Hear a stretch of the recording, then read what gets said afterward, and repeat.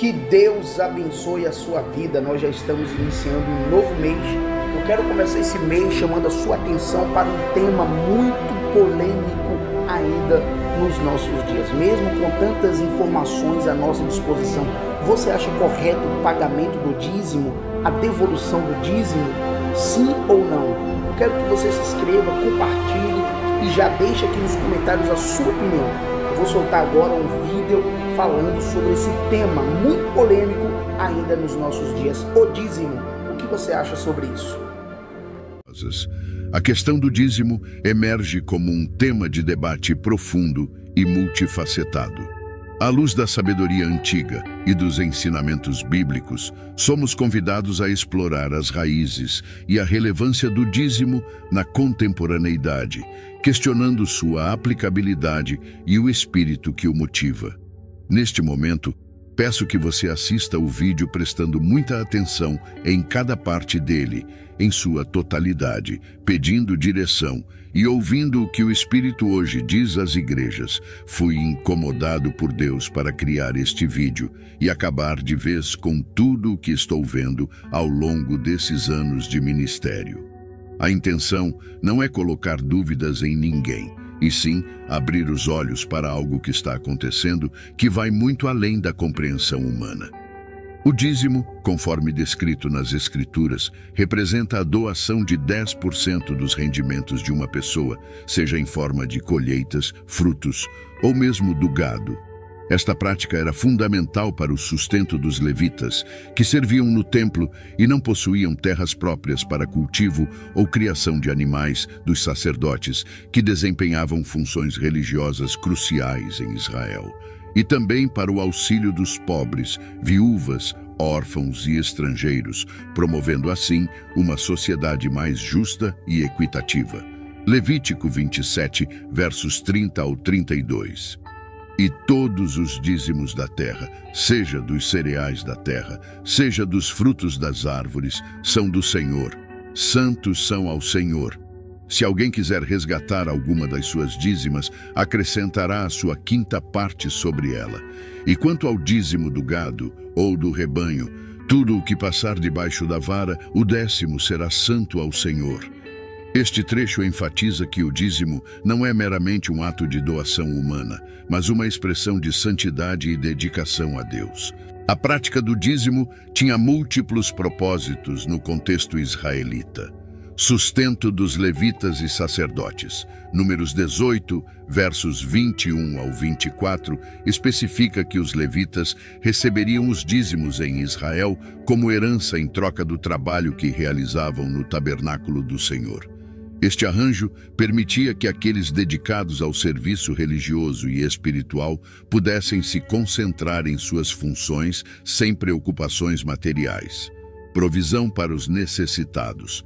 Deuteronômio 14, versos 28 e 29, expande o conceito de dízimo para incluir um cuidado especial aos necessitados dentro da comunidade, indicando que a cada 3 anos o dízimo seria armazenado localmente para auxiliar os levitas, estrangeiros, órfãos e viúvas, demonstrando a preocupação de Deus com a justiça social e o cuidado com os vulneráveis. Expressão de gratidão e confiança. O dízimo era também uma forma tangível de expressar gratidão a Deus por suas bênçãos e confiança em sua provisão contínua. Salmos 24, verso 1 afirma: Do Senhor é a terra e a sua plenitude, o mundo e aqueles que nele habitam, reforçando a ideia de que devolver uma parte do que Deus concedeu é um ato de reconhecimento da sua soberania e generosidade.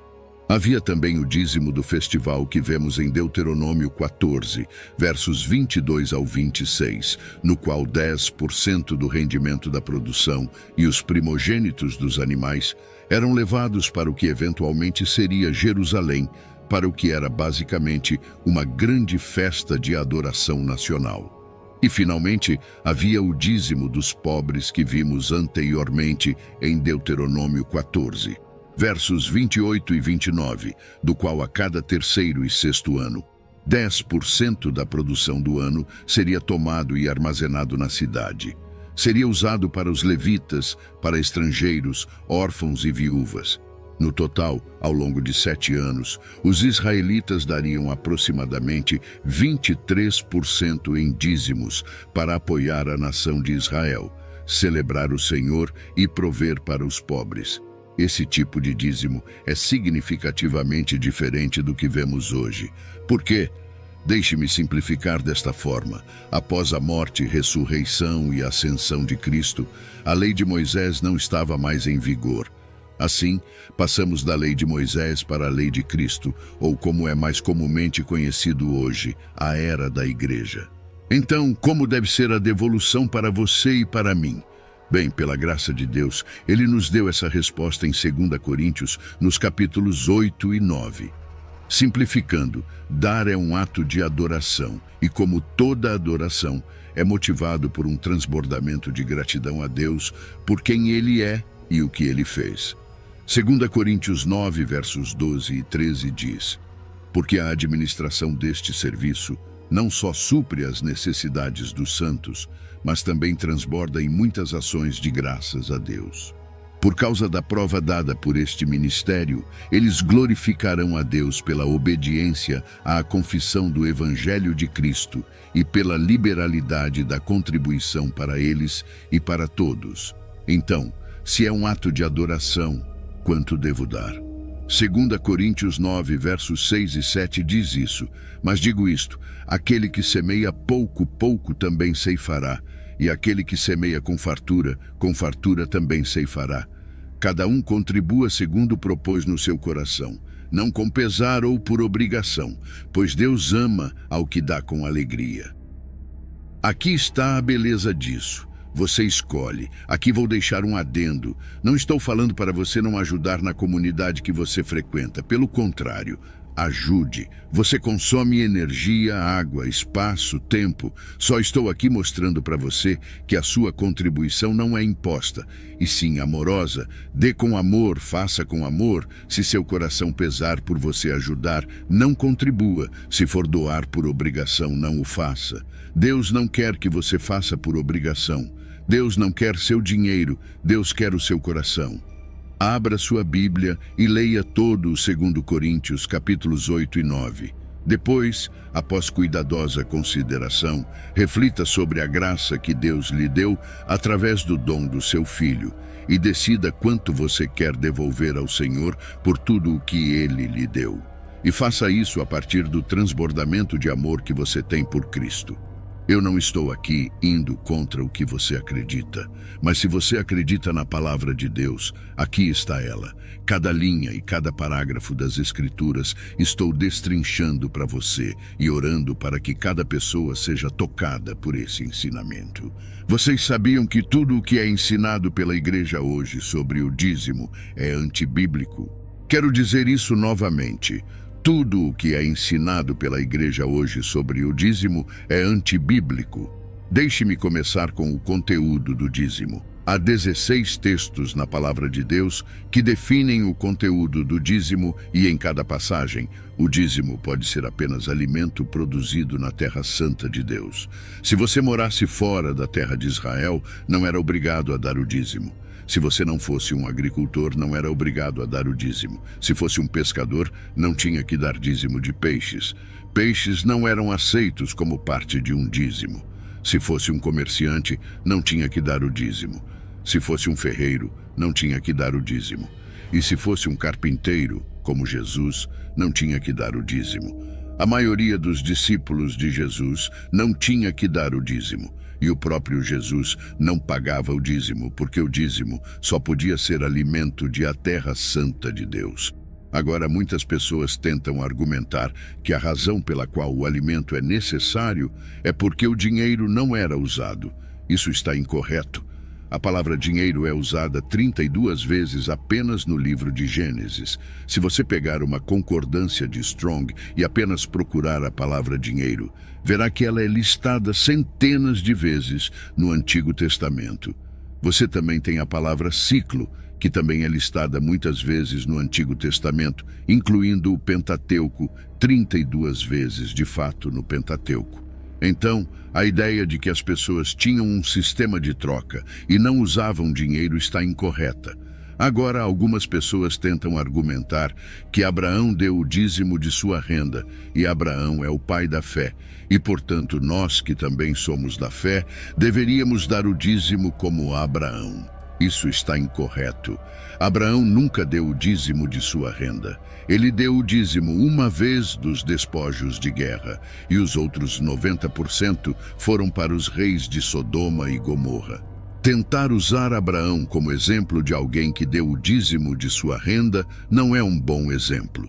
Além disso, ele não era chamado Abraão naquele momento, pois ainda não havia sido justificado pela fé. Ele era chamado Abrão. Portanto, isso não é um bom exemplo para as pessoas usarem para argumentar que devemos dar o dízimo de nossa renda. Neste momento, quero realmente desafiar você. Se você acredita no dízimo, mostre-me um versículo na Bíblia que diga que todos devem pagar 10% de sua renda. Agora, algumas pessoas tentam recorrer a Malaquias capítulo 3 e dizer que, se você não der o dízimo, está roubando Deus, e então diz para testar Deus, dando o dízimo para ver se Deus derramaria suas bênçãos sobre você. Quero mostrar algumas coisas sobre essa passagem. Primeiro de tudo, o profeta Malaquias está falando com pessoas que não estão obedecendo ao dízimo de Levítico e o Pentateuco. Em outras palavras, isso não era algo esperado de todos. Está voltando ao que Deus exigia em relação ao dízimo, e isso é que ele exigia que os agricultores dessem o dízimo. Mas o que é importante sobre essa passagem e que muda completamente a compreensão é que Malaquias não estava realmente falando com o povo. Ele estava falando com os sacerdotes que estavam tomando mais do que sua justa parte dos dízimos. Deixe-me provar isso para você. Se você for a Malaquias capítulo 1, é escrito para o povo. Mas então no capítulo 2, ele então no versículo 1 diz, "E agora, ó sacerdotes", e começa a se dirigir aos sacerdotes e começa a falar contra os pecados deles. O versículo 8 também menciona os levitas, e então no versículo 3 menciona os levitas novamente do capítulo 3. Então no capítulo 3, verso 3, vemos aqui que ele está se dirigindo aos sacerdotes através do capítulo 2 todo até o capítulo 3, e então ele diz, "Roubará o homem a Deus? Todavia, vós me roubais. E vós dizeis, em que te roubamos? Nos dízimos e nas ofertas. Com maldição sois amaldiçoados, porque a mim me roubais, sim, esta nação toda." Em outras palavras, ele está se dirigindo aos sacerdotes e dizendo que você não apenas roubou Deus, mas roubou a nação inteira. Esta é uma situação semelhante a muitas igrejas hoje. Muitos pastores hoje sabem que o dízimo é antibíblico, mas por medo ou ganância, continuam impondo sobre a vida das pessoas que têm pouco entendimento sobre a palavra, a prática do dízimo. Algumas igrejas, não preciso citar os nomes, condicionam a prosperidade ao dízimo e desafios financeiros para enriquecimento. Essas igrejas não seguem a Bíblia. Essas igrejas são as igrejas do anticristo. Essas igrejas são dominadas por demônios que usam o nome de Deus para atingir seus objetivos. O tempo deles está acabando. O tempo deles tremerem diante da fúria do Deus vivo está chegando. Não sobrará pedra sobre pedra. A prosperidade e a riqueza são coisas muito além de dinheiro e ganhos financeiros. Você atinge a prosperidade e a riqueza com a força do seu trabalho, com a mudança de rota, aprender com os erros, buscando conhecimento, abençoando com amor, tirando do seu coração a soberba e a luxúria, cuidando da sua família, se voltando ao arrependimento em Cristo, não doando 50% dos seus ganhos, esperando uma bênção de 150% no próximo mês. Não acreditem em tudo que vocês veem nesses programas de igrejas na televisão. Essas práticas são as mesmas praticadas pelos sacerdotes em Malaquias, tomando dízimos e ofertas que não foram destinados a eles e enriquecendo com eles. Isso é o que Malaquias está abordando. Ele não está se dirigindo ao povo, ele está se dirigindo aos sacerdotes, tomando mais do que lhes era devido dos dízimos e ofertas. Você vê, os dízimos não eram apenas para os sacerdotes, eram para toda a comunidade levítica. Como que um avião ou um helicóptero vai ajudar a comunidade que você está seguindo hoje? Como uma fazenda com milhares de cabeças de gado em nome da igreja vão ajudar a comunidade que você está frequentando hoje? Se faça essa pergunta, e ao continuarmos lendo aqui em Malaquias, quero apontar algo para você, algo que é muito usado para distorcer a palavra de Deus, algo que está sendo usado por anos e trazendo engano a você. Malaquias 3, verso 10. Diz: Trazei todos os dízimos à casa do tesouro, para que haja mantimento na minha casa, e provai-me nisto, diz o Senhor dos Exércitos, se eu não vos abrir as janelas do céu, e não derramar sobre vós uma bênção tal, que dela vos advenha a maior abastança. Agora, quando diz casa do tesouro aqui, está se referindo às cidades levíticas que continham armazéns, e os dízimos eram trazidos para as cidades levíticas para os levitas. Mas nem todos os levitas eram sacerdotes. Deixe-me mostrar algo em 1 Crônicas, capítulo 23. Em 1 Crônicas 23, verso 3, diz o seguinte: Agora os levitas foram contados desde a idade de 30 anos para cima, e o número deles, homem por homem, era 38.000, dos quais 24.000 estavam designados para trabalhar na casa do Senhor. 6.000 eram oficiais e juízes. Além disso, 4.000 eram porteiros e 4.000 louvavam ao Senhor com os instrumentos que Davi disse para louvar. Isso é algo de Davi. Note aqui que algumas dessas coisas são coisas governamentais, oficiais e juízes. Vemos o time de louvor e adoração recebendo o dízimo. Vemos que os levitas, a quem todos os dízimos eram devidos, não eram apenas sacerdotes, mas tinham uma ampla gama de atividades. E quando se diz em Malaquias, para trazer o dízimo ao depósito, é para pagar todas essas pessoas. Todos esses indivíduos eram pagos. Os líderes de louvor no templo não eram voluntários, eles eram remunerados, era o trabalho deles. Então, quando olhamos para o dízimo e o trazemos ao depósito, não é apenas para os sacerdotes, é para coisas maiores do que isso. E há outras passagens que falam sobre o dízimo sendo usado para os pobres e necessitados, para o órfão e para a viúva. Portanto, precisamos ver que o dízimo é destinado ao trabalho maior de Deus, não apenas para pagar essas pessoas. Você hoje vê algum voluntário na igreja ou algum servo em uma igreja recebendo algum salário, ou somente os pastores? Os sacerdotes estavam mantendo tudo para si mesmos em vez de dar às pessoas que mereciam. Mas de qualquer forma, no Novo Testamento, não somos ensinados sobre o dízimo. Isso é algo específico para os israelitas que vivem na terra de Israel. Não há texto em lugar algum que diga que todos os israelitas deram o dízimo, apenas os agricultores. E não há texto em lugar algum que diga que todas as pessoas de todos os tempos devem dar 10% ao Senhor. Não há nada que diga isso. Agora, no Novo Testamento, a abordagem de Jesus Cristo e dos apóstolos às práticas religiosas, incluindo o dízimo, marca uma transição significativa do foco nas obrigações rituais para um enfoque mais profundo em valores espirituais essenciais como amor, misericórdia, justiça e fé pessoal. Esta mudança de paradigma é evidenciada em várias passagens, onde Jesus enfatiza a importância de um coração puro e ações que refletem o amor genuíno por Deus e pelo próximo, acima do cumprimento estrito de rituais.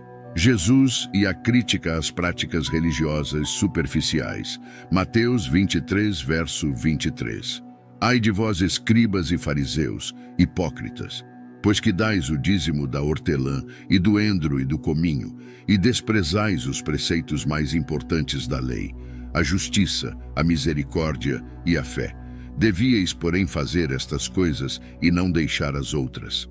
Neste versículo, Jesus confronta diretamente os líderes religiosos de sua época, que eram meticulosos em suas práticas de dízimo de pequenas ervas, mas negligenciavam aspectos muito mais fundamentais da lei divina, como justiça, misericórdia e fé. O enfoque no amor e na misericórdia.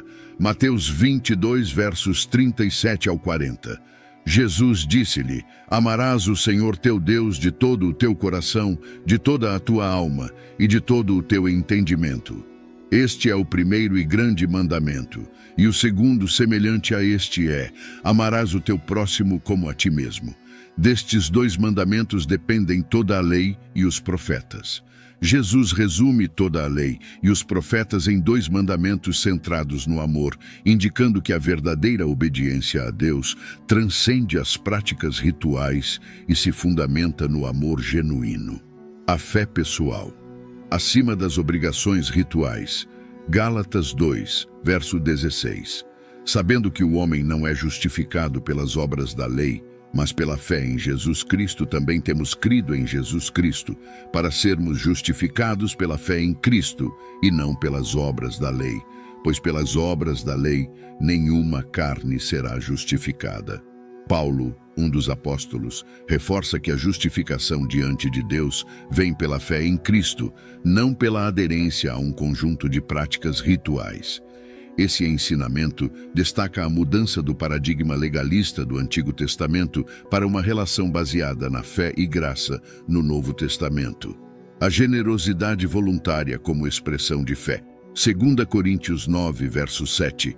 Cada um dê conforme propôs no seu coração, não com tristeza nem por necessidade, pois Deus ama ao que dá com alegria.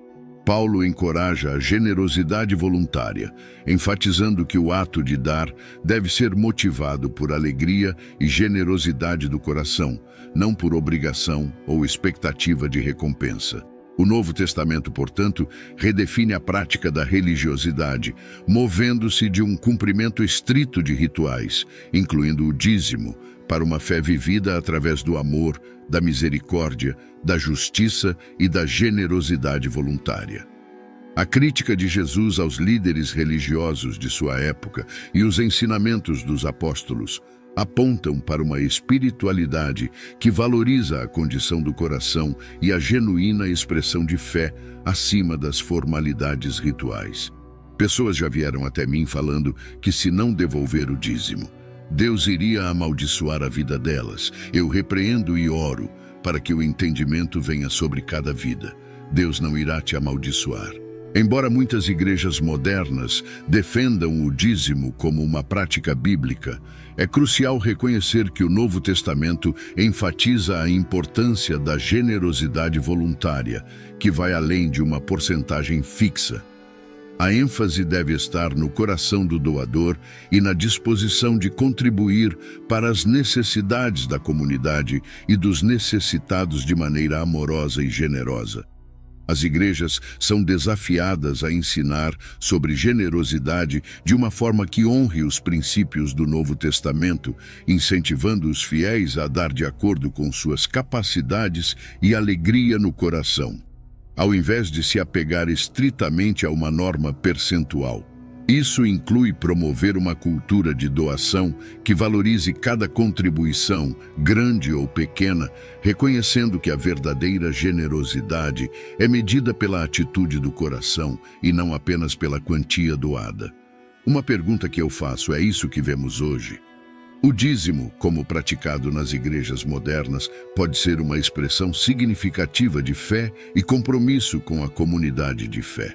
No entanto, é essencial que essa prática não se torne um fardo ou um mandamento legalista, mas sim uma parte da expressão mais ampla de generosidade e amor cristãos, em linha com os ensinamentos do Novo Testamento. A ênfase deve permanecer na generosidade voluntária, guiada pelo Espírito e pelo coração, refletindo o caráter generoso de Deus.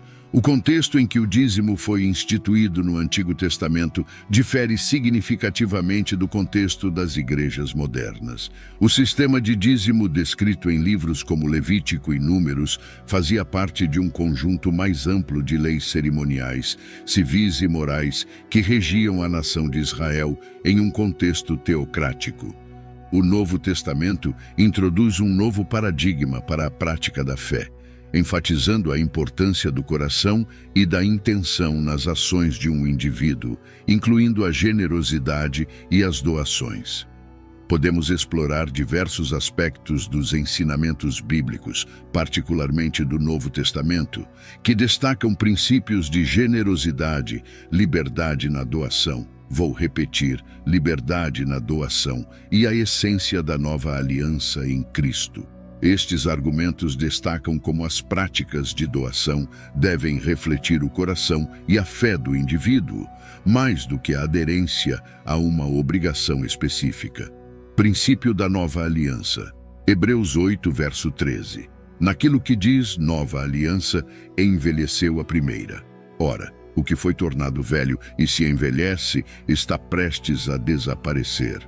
Este versículo sugere que a nova aliança estabelecida por Cristo supera e substitui as ordenanças do Antigo Testamento, incluindo práticas rituais como o dízimo.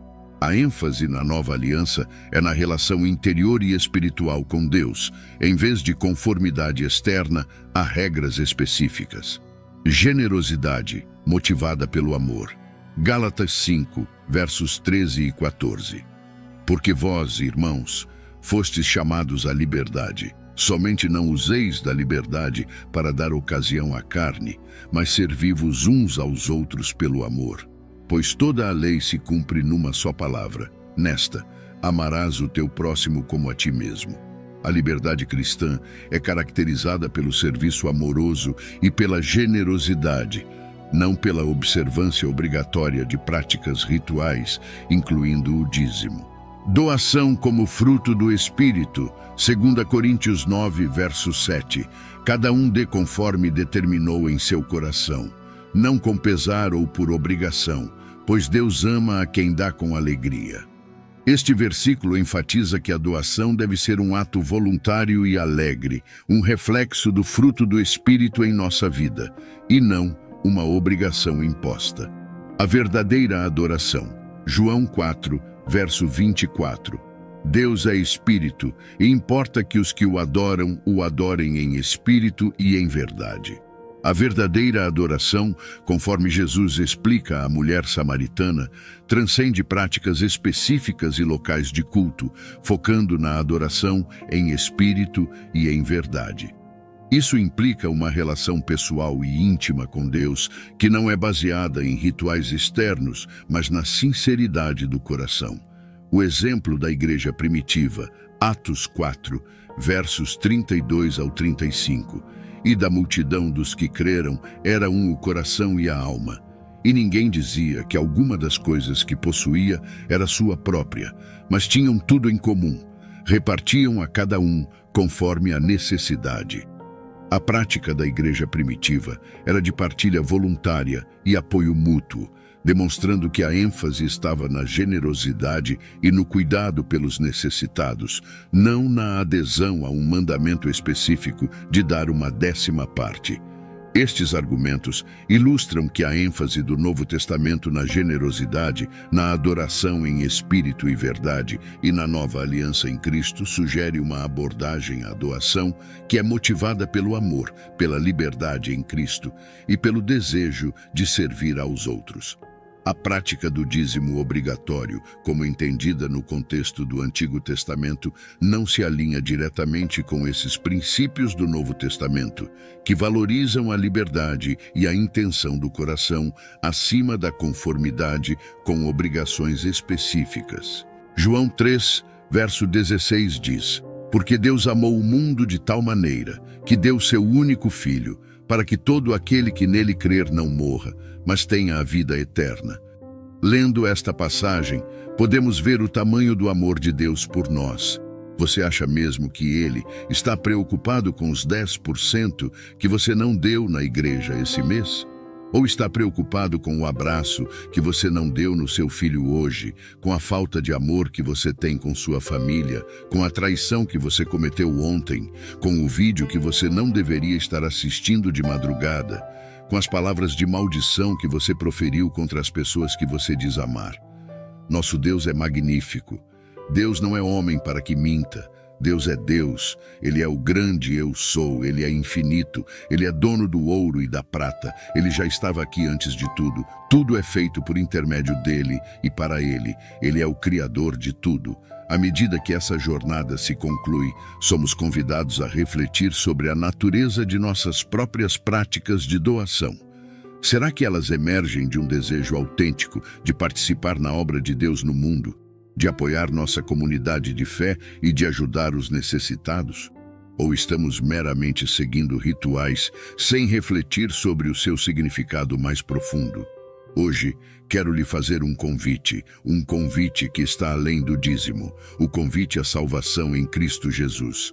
Se você deseja se reconciliar com nosso Salvador Jesus Cristo, por ter se afastado dos caminhos ou quer iniciar uma nova jornada rumo à salvação eterna, comente aqui embaixo: eu te aceito, Senhor Jesus, como meu único e suficiente Senhor e Salvador da minha vida. Até a próxima!